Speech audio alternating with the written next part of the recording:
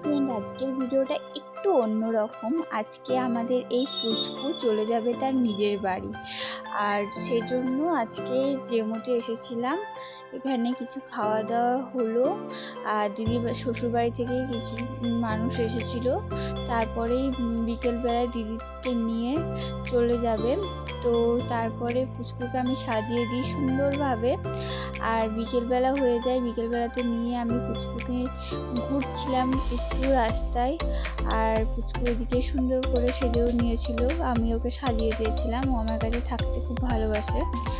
আর এদিকে সবাই রেডি, ব্যাগপত্র নিয়ে সব কিছু গোছানো হয়ে গেছে। এবার দিদি চলে যাবে।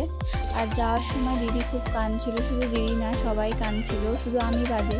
কারণ দিদি যাচ্ছে আমার বাড়ি থেকে জাস্ট 5 কিলোমিটার দূরে, একটুখানি কি। তো দিদির গাড়িও চলে এসেছিলো আর দিদি চলে গেল। আজকে ভিডিওটা এইটুকু।